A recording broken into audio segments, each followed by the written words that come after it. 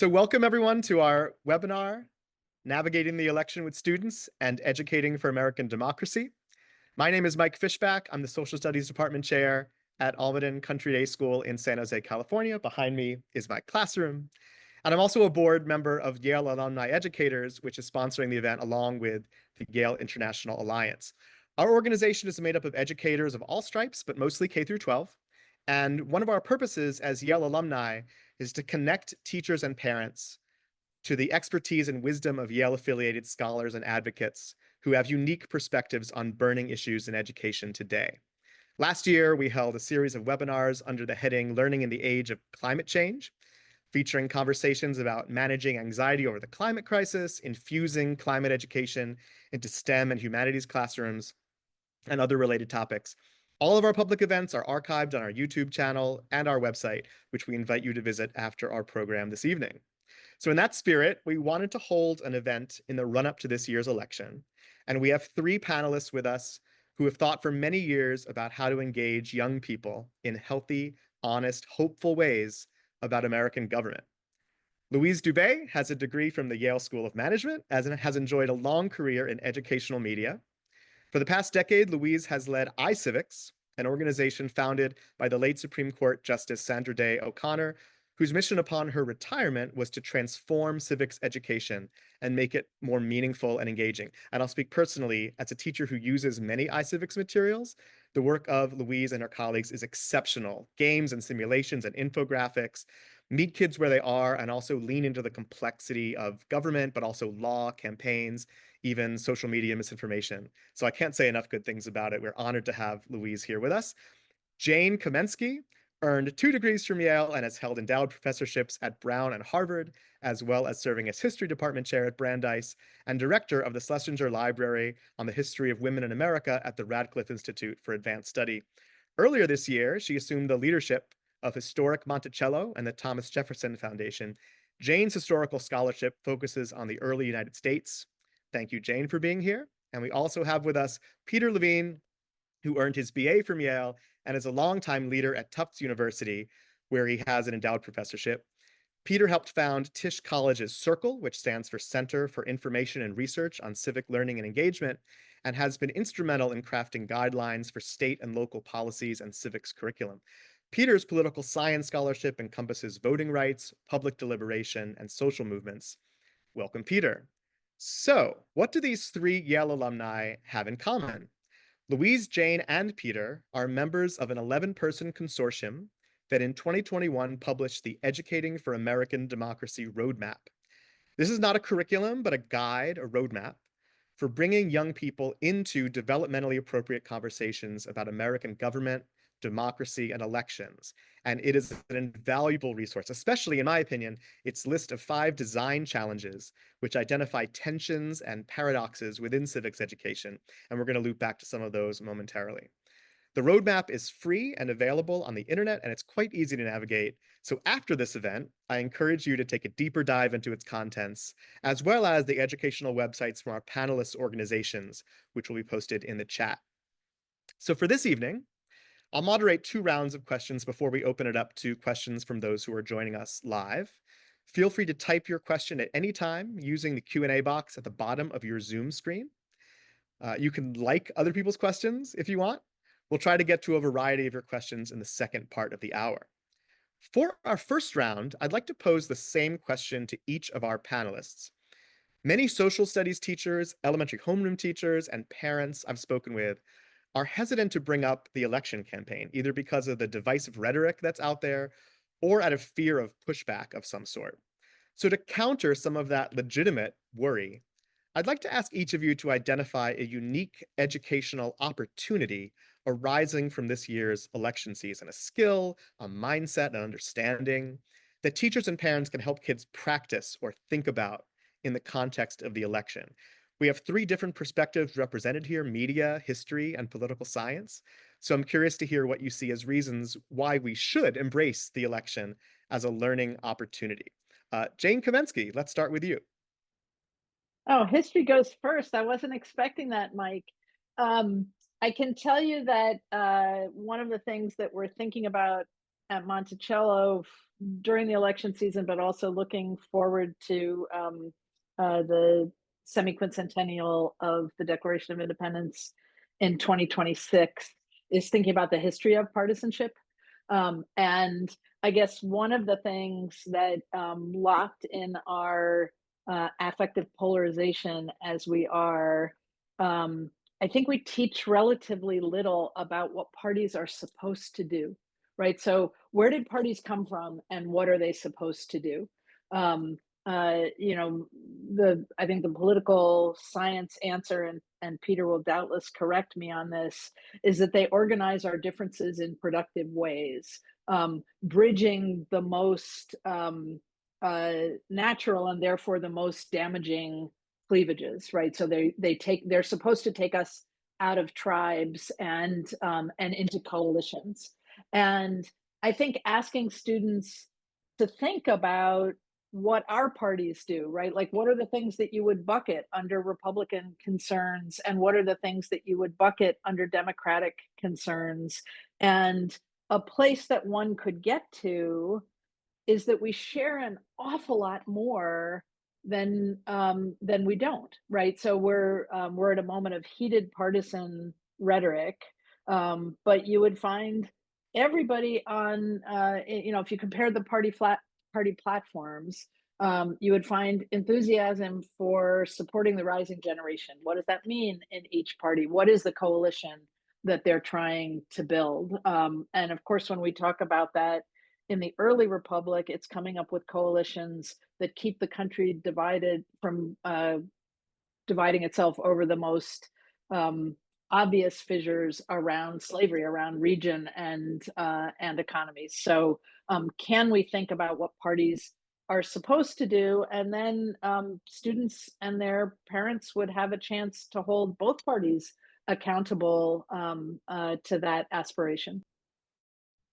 Thank you so much, Jane, for saying that. That's work that as a social studies teacher in eighth grade, I try so hard to do, and it can be really difficult to do that work well and to feel like you're doing it well. Um, Louise, let's go to you. What would you like to build on or add to what Jane has said? Well, I think that was beautiful. We do have many examples of the political discourse that was related to parties in the news recently, and I think that's what's most important for students. I mean, you know this, Mike. When you teach students, you have to make it absolutely palpable and touchable by the students. So if they see something in the news, they can then find out about it and sort of find out about the structures and the way we engage on that. One I'm going to point out, only because I know my colleagues may not focus on this, is about the fact that we are now a digital democracy. And we have not focused on that as much in the past. Misinformation, disinformation is actually a political tool. We know that. And we know it's being misused in many formats. We have just released a series on civic digital literacy, and with a digital inquiry group. And that has been, I think that's an important part of consuming information for young people who understand that we live in this digital world, but don't always have the skills to consume information in the best way. And it's not really about checking off boxes or being able to ensure that everything is super accurate by doing an enormous amount of research, the kind of research quality that a Yale student would do, but it is about looking laterally about who's telling you what is being fed to you. Like, who is this that's actually publishing this information? That's really important. And then I'll just mention one other small piece, which is that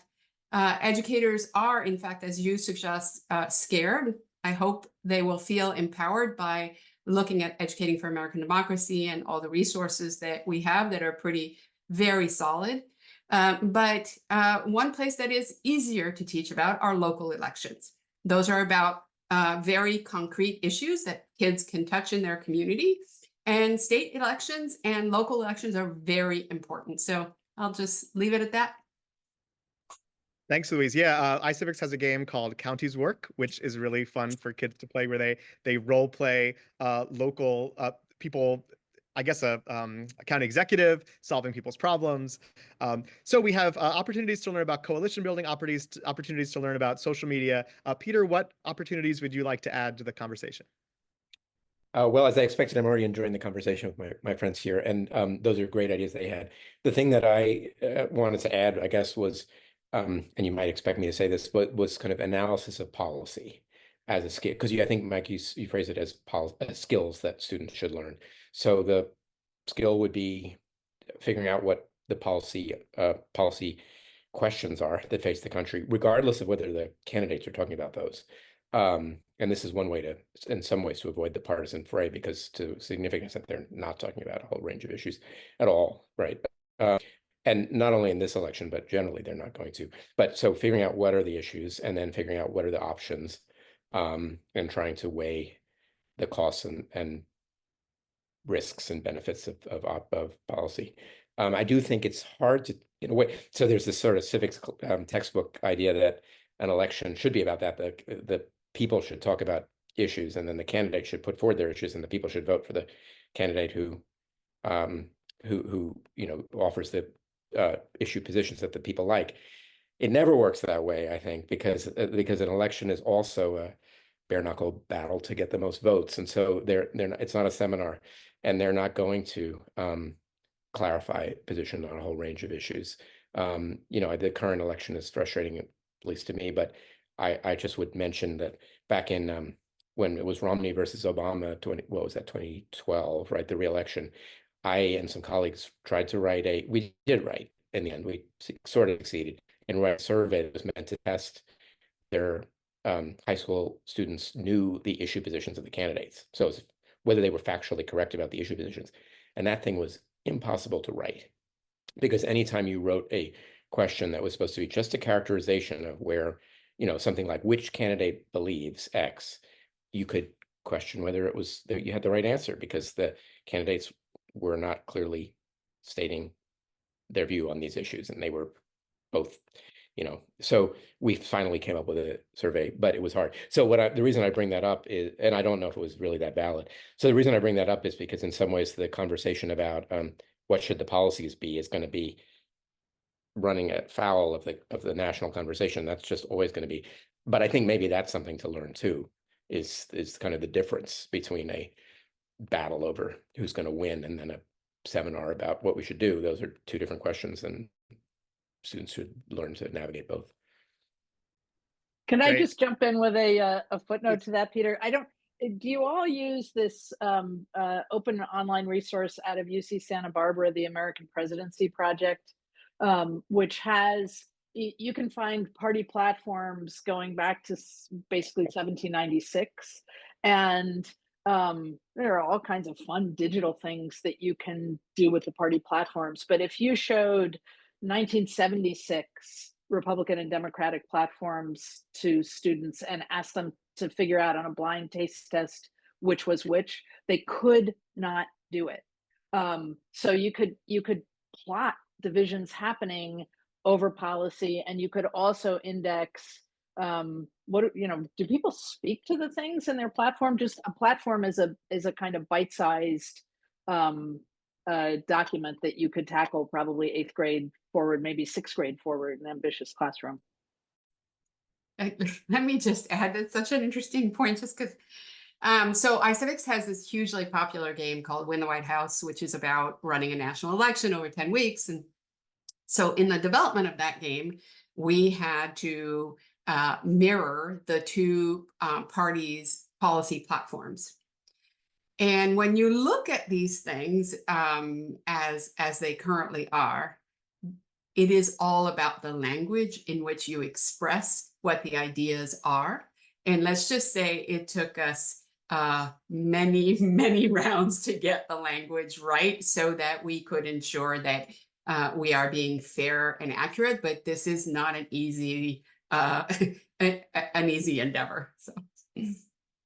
Yeah, my students were just playing Win the White House last week, and they had tons of questions, and it actually opened the door for wonderful conversation and explanation about that. So excellent, thank you. So for our second round of questions, I would like to dig into the design challenges of the Educating for American Democracy roadmap.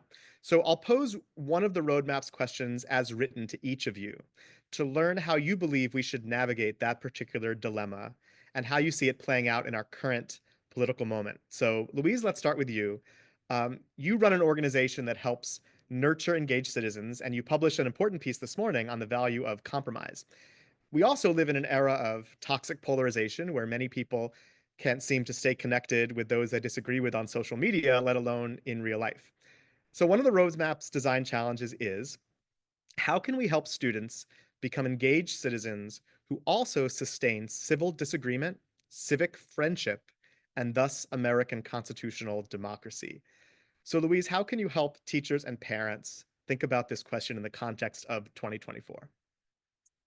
So I'm going to start by going slightly back, zooming out just a little bit. I think it is really important to understand that the American experiment is one in which we are moderating disagreements on a constant basis. In other words, the whole point of it is that we all disagree, and this is a way forward. So the idea is not to actually solve the problem, and it is not we will never solve this problem. So I think many Americans think there's an issue of power, one's going to win and the other, but really it's how to act together and how we will solve common problems, which is actually borrowing from Peter's work about how do we solve problems, and that's really what civics is about. So let's just start with that. That's the endeavor. That's what we are trying to do.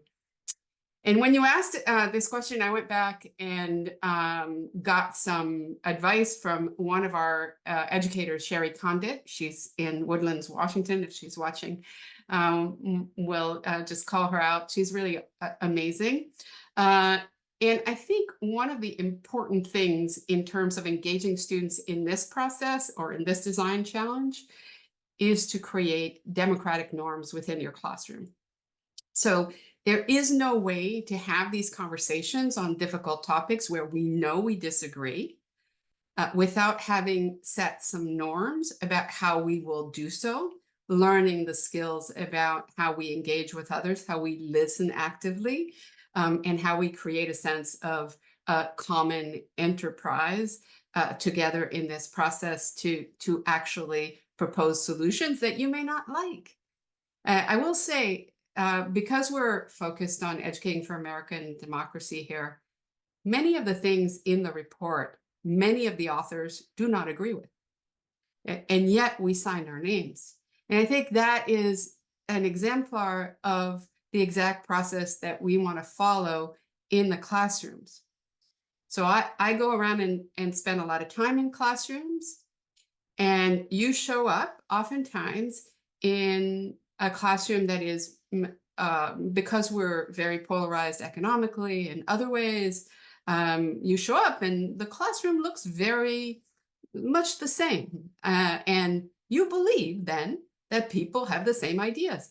You are dead wrong, right? Kids who look the same and have the same economic background think completely differently. And I think we should honor that, honor the individual, and honor the process of letting them express themselves and contain it. And the more plurality and the more we can contain that, and that's a hard job for educators, for parents at the dinner table, but it is what we are asked of to sustain a healthy constitutional democracy. Thank you, Louise. And for parents who aren't necessarily teachers who are watching, if you're confident enough, setting democratic norms within the family is another way to normalize and to have kids experience what it should be like to have civil disagreement. All right, a question for Peter.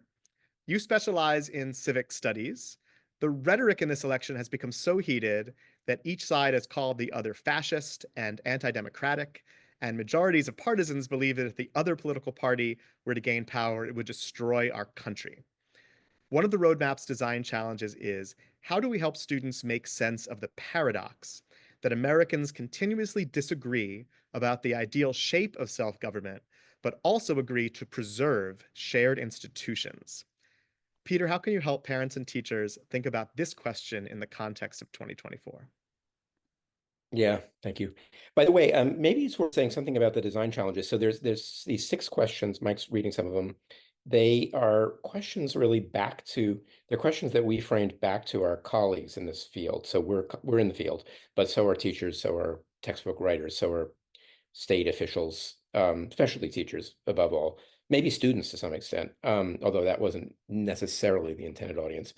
And we're saying these are things we've got to wrestle with because there's not an infinite number of these questions. So we're not saying the whole of teaching civics is impossible because it's a million questions. We're saying there's some questions, and these are genuinely sort of hard. And therefore, we can't kind of answer them definitively, but we think these are productive questions to answer. And you're going to answer them very differently depending on your circumstance. If you're a 3rd grade teacher versus a 12th grade teacher, if you're, what kind of school where in the country. So the one you gave me, the way it's written, I kind of, to Louise's point earlier about we didn't agree with everything. I don't exactly agree with it because what it says is, and I don't know what my colleagues here think. What it says is, how is it that Americans do disagree with each other about the content of our politics, but agree about preserving the institutions? I mean, Americans don't agree about preserving the institutions. Frankly, we had a little civil war at a certain point, and then we had, after that we created a set of institutions around Reconstruction, and then we flattened them, and and right now I'm not sure. You also gave a commendably bipartisan description of the election, but quite frankly, I don't. Without getting into the partisanship, I don't really agree. I think there's a difference between the parties and which ones want to preserve the institutions at the moment. So that's, yeah, but, I guess another way to put it is there's a value built into that. We don't agree with every single thing that's in the report, but we do agree with the main direction. I think all of us, otherwise we wouldn't have signed it. The main direction here is that there's a value there, which is that people in a good democracy should commit to the institutions, be willing to debate about changing them too, but commit to play by the rules while they're the rules, and at the same time disagree about the substance. And that you can do both those things, so that I think we want student. And as to Louise's point earlier about classroom norms, this isn't just a question of how we should relate to the US Constitution, but every kind of institution. So in your classroom, you should be able to disagree about important issues, political or whatever, cultural, aesthetic, religious, but also believe in the norms that allow people to learn together, right? So you can both agree that there should be a safe and peaceful and equitable classroom, and that we can disagree. So that's what we're trying to teach. And then how you teach, I mean, when I say we, I don't mean the 3 of us, I mean everybody on the call. I think we're all trying to teach people to do those, to have the 2 perspectives. How do we both fight it out and commit to the fair rules and to sustain those rules? But I think that I don't think that it's quite the way it's written is quite accurate, because it implies that that's gone along just swimmingly for 250 years, which is not the case.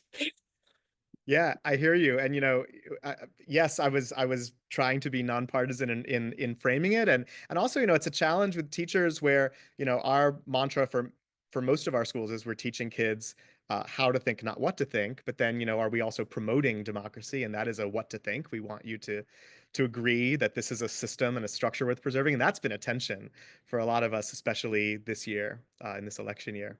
Uh, Finally, for Jane, you specialize in U.S. history and run Monticello, which in Jefferson's time was a plantation. The very act of teaching civics and U.S. history has become controversial in recent years, with state restrictions on teaching about race, slavery, Black Americans, queer Americans, and the banning of school library books that allegedly risk making our children hate America. One of the roadmap's design challenges, and the one that really speaks the most to me, is this: how can we offer an account of US constitutional democracy that is simultaneously honest about the wrongs of the past without falling into cynicism, and appreciative of the founding of the United States without tipping into adulation? Jane, how can you help teachers and parents think about this question in the context of 2024? Thanks, Mike. And I'll back up too and say something, adding to Peter about the design challenges. One of the reasons that we featured these sort of overarching like meta problems in the roadmap is a commitment to transparency, right? Like, these were challenges that we faced in the process. They're challenges that teachers face in the classroom. Why not make them part of the education in an inquiry framework, right? So the whole framework is about asking questions rather than making speeches, and these are the questions that underlie all the questions. I think this is the reflective patriotism design challenge, right? Honest and yet appreciative, robust and not cynical. And when I think about this design challenge, I think about the art contest that we held upon our launch, and just the incredible work that students, mostly 6 through 12, but sometimes younger, did, displaying how these design challenges worked for them. And this one is it's a hand writing "We the People" with a rainbow flag and an American flag and ink spots that represent, the blotches that will never go away. But the aspiration towards making the words of the Declaration and the Constitution, by the way, happy Constitution Day, everyone, more true.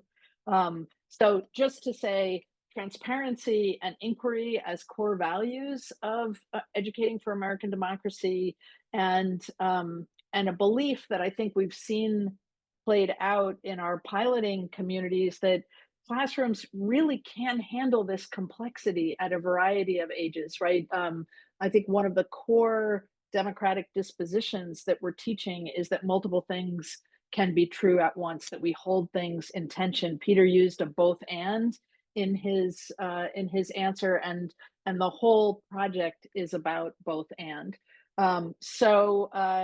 Monticello is a crucible of this design challenge because we have arguably the most paradoxical founder, right? Many of them, 26 of the 55 people or 28 of the 55 people gathered in Philadelphia to sign the Declaration, were enslavers, but only one of them also wrote the Declaration of Independence, right? So we educate around the founder, who said, "We hold these truths to be self-evident, that all men are created equal," and who meant that in an abstract sense of what the state of nature, the pre-political world, looked like with our indwelling capacity, and yet who enslaved 607 people over the course of his lifetime, while knowing slavery was wrong. Like that's a lot of it's a kind of Gordian knot of the American paradox. And one of the things that I often use when I'm teaching this paradox at Monticello, or talking to stakeholders about this paradox at Monticello, is it's tactical to default to what Jefferson himself said about this question of honesty and appreciation. The founding generation did not want to be made into marble statues, right? They had spent an enormous amount of their political and organizational energy pulling down golden and marble idols of kings who were said to be perfect, right? Divine by some reckonings. So from the very beginning of the American experiment, people emphasized their own fallibility, and here Jefferson was again an extreme, right? He thought the whole institutional basis of American democracy should be torn down perhaps every 19 years, because that was the length at which he reckoned a generation, and revised again. So this recovering this spirit of provisional experimentation, a living experiment, I think allows us to both say, wow, they got that wrong, and they were so blind, and wow, they got that right, and it's transcendent, and we're still hanging on to it and trying to live up to its promises. I guess the last thing I would say about this, again, from the Monticello perspective, to make it concrete, is when people leave the site, I don't care what they think about Jefferson. I care what they think about their own political capacity, right? If he was that, what am I? If he was flawed in these ways and gifted in these others, and if the people who were enslaved on the mountaintop had these tremendous political capacities of their own, and artisanal capacities, life worlds of their own, that we have also worked to recover and document, sometimes through him. What are our capacities and limitations? You know, if people can take from an honest account of the founding the notion that we all have skills that are urgently needed by our constitutional democracy, and we all have flaws that will keep us from perfectly realizing them, then I think we are better capable to be the citizen actors that, you know, that great June Jordan line, we are the ones we have been waiting for. The heroes we really need are among us on this call, right? Yeah, can I just say what a fantastic point this is, Jane? This is why we need historians teaching history, partly because I think at the K-12 level sometimes and we fall into this sort of hero mentality of teaching about these founding fathers as though they are to be venerated. And I think the way that Jane just laid it out is such a gift to educators. So. Yeah, thank you. At this point, you know, we'll have a little bit more conversation before we start answering questions, but I do want to invite people on the call to put questions in the Q&A, and we'll get to a number of the questions in the second part of the hour, which we're now in. As people do that, I do want to say, you know, following up on what Jane was saying and actually what Peter was saying before about bringing these complex questions to the students, right? Whether you're a teacher or a parent, that it's something I've been trying to do in my own 8th grade US government curriculum, which is starting with these questions and asking, you know, bringing the adult debates into the classroom so that they can think about how is it we're learning history? What do people think about? What's the controversy? And not that controversy is always the thing you want to teach, but in this case, learning about why people disagree about how to teach and how to learn history can really not only engage kids, but also help them understand not just the history they're about to learn, but about going back to Jane's earliest point about political parties, why people sort into coalitions and what they disagree about and why, and what the party's values are and how they've changed. That all of this is part of a really rich curriculum, and just another of many shout outs to iCivics, that the iCivics games really do this well, and that they're fun, but they also are deep and have complexity. And as kids role play various actors in government and history, they see like, okay, this is a complex thing that we're doing, and it's complicated, and there's lots of decisions that aren't clear cut.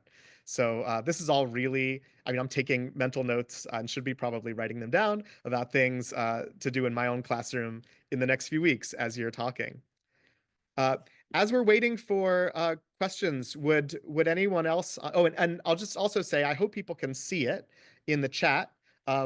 Thank you, Grace Kim, who's a member of our board, has put the links to our panelist organizations into the chat, as well as the link to Yale Alumni Educators. So you can take a look at those resources after the event. We're starting to get questions in. Before that, would any we can just do a quick round of like just telling us a little bit about what people will find when they go to those websites, so they know which ones they'd like to navigate to. Peter, you want to talk about Circle? Sure. So Circle is a research center, but very applied and practical and closely connected to practical people. And I directed it for a while, but I don't direct it anymore. But it still does produce a lot of research about young Americans' political engagement, meaning not just meaning K-12 student age, but also young adults. And so it's the go-to place for data about young adults voting, where they stand on issues. It reports it's the source of data about turnout for young people. And the website, I think, is not built intentionally as a teaching resource for K-12 schools. I mean, they don't think about that design, but it works pretty well for that. It's a good source for giving students an assignment about like where do students stand on the election right now? I mean, where do young people stand, or those kinds of things. So, yep, that's it. Thanks. Jane, you want to talk about the Monticello educational resources? Sure. So I've pointed people to the Monticello educational resources part of our website. We concentrate heavily on the founding era. There are curricular resources, there are live streams, podcasts. There is something that I didn't know I believed in until I started here in January, which is first person interpretation by a brilliant Jefferson interpreter named Bill Barker. If that's a way to connect students to the vitality of the era, and there are also products that have come from our teacher PD, the Monticello Teachers Institute, in that we do in summer. Great. And Louise, can you tell us a little about the range and the breadth of iCivics resources? Sure. So first of all, I want to say that the election is a fantastic leverage point for parents and educators. iCivics teaches about 9 million kids a year. And at every national election cycle, our traffic goes up. It's always the highest traffic point. So that's it tells you how interested people are in national election cycles. So we create a landing page called iCivics.org/election. Everything is free. And you can go and play games about, as I said, Win the White House is about how to run an election campaign. It's actually kind of hard to win. And you can play as a Republican, Democrat, or a maverick, taking issues from the other side. There's also a game about how to vote, how to research a candidate, some of the things that Peter was talking about, policy positions, called Cast Your Vote. And then there's, of course, the digital inquiry, mis and disinformation, if you want to build those skills.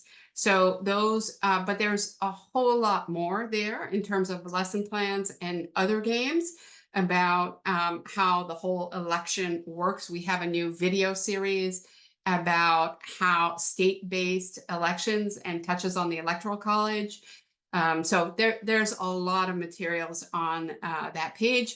If you are an educator or a parent, or homeschooler, or whatever, sign up for a free account at iCivics.org, and then you can access all of our resources. Great, thank you. Well, we have some really interesting questions in the Q&A box. So let's start. So Katharina asks, how do we help younger students learn to have civil dialogue amid incivility and dehumanizing rhetoric in the media and the election? Would anyone like to take this question?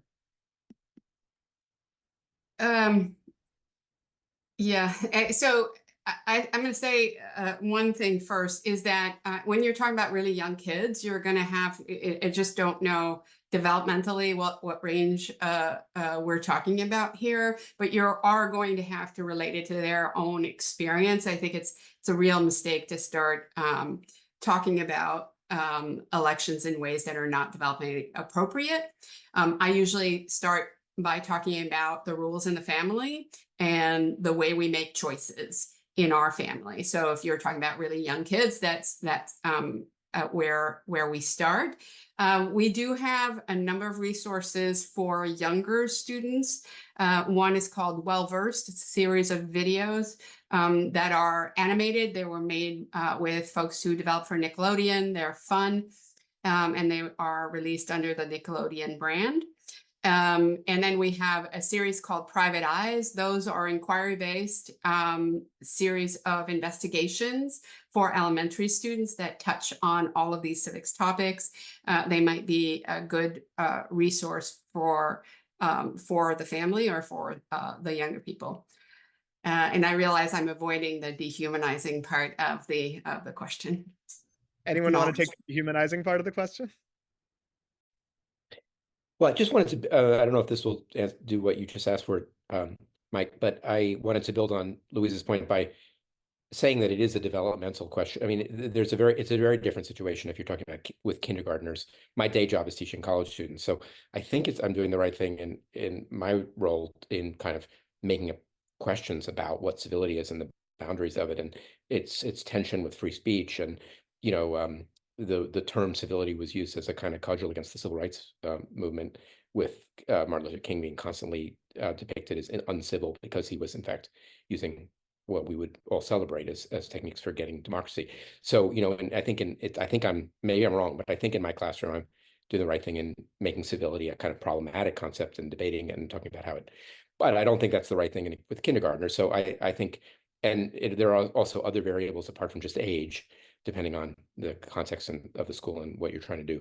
But I would generally think we probably want to go from, as Louise said, a way of thinking that's very connected to interpersonal relationships among ourselves and our family and our class, and that's really leaning into the positives of treating other people with love and respect towards a more and more critical take by the time you're in a college classroom. Great. So I think civic friendship, which is a concept that we talk about in the report, doesn't have civil in the framing, right? Like I might feel very uncivil towards a place where we disagree. I might feel really passionate about it, but build a civic friendship that allows us to discuss hard things. And I think civic friendship is not an inborn set of talents. It's a practiced set of moves, right? It's not I'm a good dancer. It's I learned to build a box because of I practice carpentry. So what are the moves that we want to teach from the earliest ages so that by the time they hit Peter's classroom, they're practiced at them? And I think one of them is ask a clarifying question, right? Somebody says something you disagree with, and not a clarifying question, which is, do you realize you're an idiot, or why the hell do you think that way? But the sort of tell me more. Do you mean that X? Because I think that Y. So how much can we break down civic friendship into a recipe for enabling that possibility? And in the Educating for American Democracy Coalition, which had a group of principal investigators who eventually wrote the report, and Louise, Peter, and I were all in that group, but had a coalition of about 300 people at various stages of the way. We disagreed about profound things, including whether you could use the words American and democracy. And it was a recipe for processing those things that got us to a place that we could all live with. So can you, with the youngest learners, think about the dance steps or the recipe so that you come away with transferable, not life skills, but citizenship skills? Yeah, I just want to underline the idea that this is less about what should you not be allowed to say, and more about how can you work together. And those are a lot about skills. And even one of the things that really concerns me is I think we've not done a great job of teaching the nuts and bolts skills of organizing things. So how do you get people to show up at a meeting? How do you moderate it? How do you keep notes? How do you make sure that the next time you meet, it's recorded what you previously agreed on? To me, those things are actually quite high priorities for civic education. Yes, university faculties don't have them. Oh, they're terrible, right? And it's interesting that they're so bad, and because it tells you something about the loss of knowledge about those things. Yeah, they're completely awful. We could do a case study of terrible faculty governance, but yeah, but that's just to build on what Jane said, that if the conversation about civility is you shouldn't say that, it's a very narrow conversation. If the conversation is how do you have a really good problem-solving conversation with people who may not even want to go to the meeting, that's a much better question. You have to serve cookies, for example. From a K through 12 teacher perspective too, that so much of what you're saying aligns with what a lot of schools are working on, which is social and emotional learning. And when you're teaching about civility, civic disagreement, and dialogue in the election, a lot of those skills dovetail with stuff that schools working on anyway. And you can make it work in the election. I think a great question that is in our Q&A that's a good next place to go is a question from Molly, who brings a student perspective. What are some effective ways educators can support students in navigating the complexities of election information? And how can students contribute to creating a more informed and respectful classroom environment during election season? And I know that that's from a high school student's perspective. Are there things that, as you've worked with young people, you can give some advice to students who are trying to put this kind of environment in place in their classrooms? Yeah, so I talked originally about democratic norms in classrooms, and I think that it's important for students to help define what those are. And it's actually kind of interesting to me. I've found that, and of course, I'm talking mostly at the high school level, but you can start at the middle school level. I found that students are actually harsher with the norms than an adult might be. So that's my experience anyway. So there are lots of rules and norms that some of which Peter mentioned, that you wouldn't normally think of, and you have to get agreement towards. And I would say, I saw another question in there. I would really urge educators to take up the election issues despite the risk. There are questions, there are issues that are extremely toxic, and there is language, which is the language I avoided before, about dehumanizing, and many of the, we can go on about that. But there are also fundamental issues. There's fundamental differences in values, and there's fundamental differences in policy that you can actually take up. And if students build a set of agreements that they commit to in terms of how to have those conversations and how to resolve conflict, I think you're going to get uptake that is generally much more useful, and will in fact decrease the risk to educators. So in some ways, student voice and student agency takes that up. Now, the way we've normally done it is to ask students to take the opposite side. So that's just a technique that we've used, which, you know, whatever you believe, you argue the other side. And it works in debate, but it also works in controversial issues discussions as well. So I don't know if my colleagues want to add anything. I just wanted to pick up the part in Molly's question, obviously a great question, about the information. And the other thing that I would say is, it's a paradox because we live in with all this terrible misinformation, but we also probably live in the best time in the world history in terms of for getting good information. And sometimes we think the problem with young people, but also with old people, is they're kind of too credulous and believe everything they see. But I'm actually worried about kind of the opposite, which is a common phenomenon of blanket distrust of everything. You know, there's actually a lot of stuff that you should trust, whether it's, and not trust blindly or completely, but, you know, and lots of my friends right now are furious at the New York Times and canceling their subscriptions and everything. But honestly, you should believe most of what you read in the New York Times, and at least that's my view. And so I think helping students to find their way to sources of information that are actually trustworthy is part of it, not just teaching them to be distrustful of things. Great. Yeah, I think that how you know what you know question is crucial and could be tackled at every age, right? How, you know, an advantage for this at Monticello is, you know, we can show where stuff came out of the ground, right? We've got 22,000 Jefferson letters. I think we're always teaching epistemology, right? Where does it come from, and what do we you know, why do we trust it? And I think that's a question someone could tackle a version of at any age.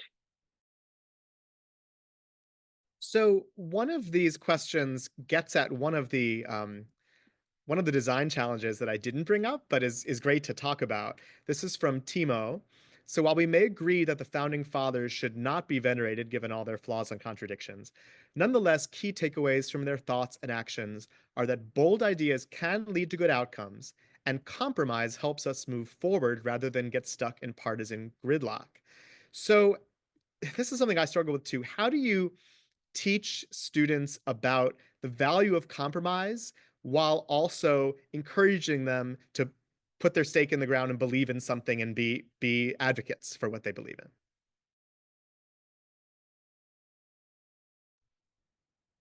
I vote for Jane. Yeah, I was hoping, waiting for Jane, because No, this is about. I was thinking this is a Peter question. So that's an EAD design challenge too, right? Simultaneously celebrating and critiquing compromise. And I think it's something that that we have taught poorly. I often dine out on this anecdote about my older son, who is now 25 and has sort of lived himself out of quite this much of a bind. But at some point, when I was doing the EAD work, he said, "You know, I think you're becoming conservative." And I said, "You know, what I really am is a centrist." And he said, "I hate centrism. I hate it more than the radical right." We from Massachusetts, everybody's somewhere on the left.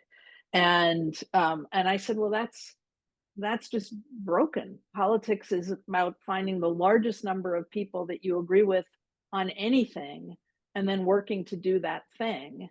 And my son said, "No, politics is about finding the smallest number of people you agree with about everything and then just living with them and never seeing anybody else." And this, it, it showed me something about the worldview of a generation where I think we have overtaught the lessons of conviction and authenticity, frankly, and undertaught. This is why they feel their votes don't matter, because sometimes they don't get what they want and they never get the person who they also want to live with and agree with on everything. So we've got a generation of kids, maybe two, who have grown up with legislators who no longer value actually getting something done. And I think we need cases where we show what comes from compromise, right? I mean, you can ask the question, the iCivics game about the Constitutional Convention asks the question implicitly, were the compromises worth it? Was the union worth the compromises? You can have a robust debate about that, but you can also pretty clearly show no compromise, no union, no deletions in Jefferson's draft of the Declaration of Independence, no Declaration of Independence, and then then you do the balance sheet. Yes, I would. No, I wouldn't have made that compromise from my identity position, from my political convictions. I'll give one more example of a sort of Jeffersonian compromise that I get asked about a lot. People ask, when are we going to take Thomas Jefferson's name off this place? Well, the answer is never, because if you want your social justice work via Monticello to be supported, somebody has to pay to come. Right? Like there's it's compromise between veneration and critical rigor. We make those compromises every day. I think showing concrete examples of ones that that were costly successes, and then getting kids to weigh in on if not that compromise, what one would you have made to preserve an American Union, say, or to pass the Affordable Care Act, or to pass the Contract with America, right? Like we can find examples where the coalitions are built all across the aisle. I mean, I don't think Jane would disagree, but maybe she would. The other side, there's the other side, which is we could talk about, the thing that we call the Great Compromise with a capital G and a capital C was an effort to preserve slavery. And the abolitionists called the question and basically contributed to ending slavery by not compromising and by really being a pain for everybody. So so we tried to make it problematic. I mean that's consistent with what Jane's saying, which is to say that sometimes you need to compromise, but sometimes you need to not compromise. At an individual level, I like the this formula of conviction and humility and conviction. A friend of mine, Michael Lynch at University of Connecticut, has sort of got this, but other people have thought of this. So combination of standing for what you believe in and knowing that you might be wrong. But that's at a personal level, and at a group level, we need both conflict and compromise, and not always compromise. Louise, would you like to chime in at all? I'm going to skip this one. Okay. So we have just a few minutes left, and we have one question from David about how you speak with students about techniques of propaganda and persuasion. And I know this is relevant to each of your work in different ways. And knowing we have about 5 minutes left, what can you say to help parents and teachers talk this through with kids? Yeah. So first of all, we have a set of resources about propaganda in addition to the misinformation video. So please take a look at that. I'm not going to be able to cover everything. It does come back though to, and I will cite Dr. Sam Weinberg, who's really an expert at this, who we work with very closely formerly from Stanford, now Digital Inquiry Group. We co-produce these videos with him. So he developed a technique which is deeply research-based called lateral reading. And I think it applies both to misinformation and to propaganda, which has to do with what we've been talking about, which is to identify who, through a very quick check, who is producing this information. The way he developed this was by comparing a group of Stanford students who are obviously very smart, but deeply failed the test of whether they were able to identify if the site was a propaganda compared to the fact checkers at some reputable news sites. And those news sites, the first thing somebody does is get off the website and go figure out who that website is from, and then figure out where the funding is from and whether there is transparency, as Jane pointed out, transparency and independence in the reporting of the information. And so for us, that's really where our instruction starts, and it's a skill, right? But there's also other skills that have to do with the social media tools and learning about algorithms within all of TikTok, Instagram, all of that. And there's really, it gets very technical after that about how you can detect how you see the information in your feeds. So students, while they're digital natives, they actually do not understand any of this. So it's literal instruction that needs to be done on all of that. The only thing I would add is we don't want to convey that everything's propaganda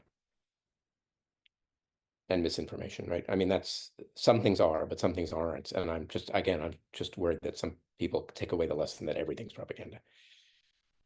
I love having persuasion in there too, right? Propaganda is a vice and persuasion is often a virtue. And, we want to teach young people how to make authentic, informed, persuasive arguments that allow somebody else to change their mind, and how to be persuaded by reasoned arguments and know that it's okay to change your mind. So I just like the way the question is framed, and where we think positively about persuasion, where we teach it. Excellent. Thank you so much. The questions that we've chosen to address from the question list are primarily, questions that are aimed at how can teachers and parents think about these things. I know there are other really good questions there about the behind the scenes working of the Education for American Democracy roadmap and the dissemination of it. But since we're out of time, I want to thank our panelists, Louise Dubé, Jane Kamensky, and Peter Levine, for taking the time to join us this evening, and everyone who joined us live and submitted questions. We will post the recording of this event on the Yale Alumni Educators YouTube channel in the next few days. If you're interested in joining our organization or receiving updates on our future events, please fill out the short form on our website and feel free to reach out with additional questions we haven't had time to address, especially if they're questions for any of our panelists. We can get those questions to our panelists. We hope this conversation felt worthwhile to you. Have a great evening, an educational campaign season, and a hopeful election night. Good night.